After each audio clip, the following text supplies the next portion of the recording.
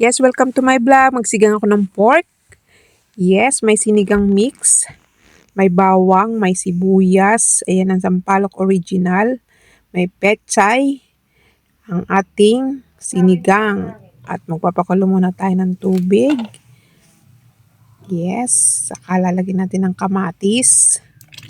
Yan, ganyan. Ganyan ako magsinigang.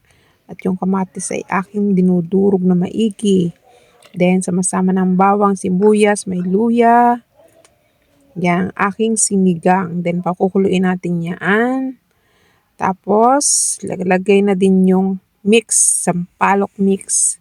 Ganyan ang aking sinigang. Lalagyan ko din siya ng patis. At ako sa ngayon ay naglalaway na. Kahit sa sampalok na sinasabi ko. Ayan, kumulo na ang tubig na may kamatis. Nilagay ko na si pork. Yes, ayan na, nilagay ko na si pork, nilagay ng patis. Yes, nilagyan ko siya ng patis. At, hintayin nating maluto.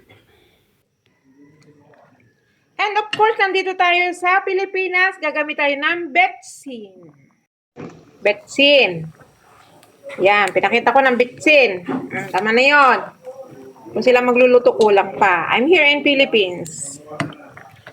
Si Chef 357 in the Philippines. Yes, medyo dark dito sa aming bahay. Yes, it's done. My pork sinigang ribs.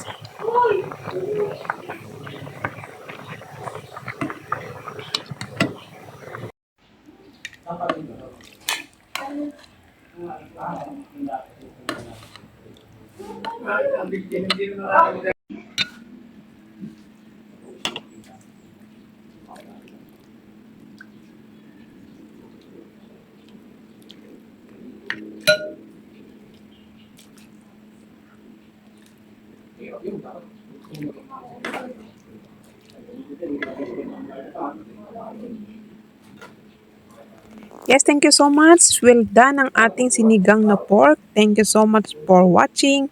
And don't forget to like, comment, and share. Bye-bye!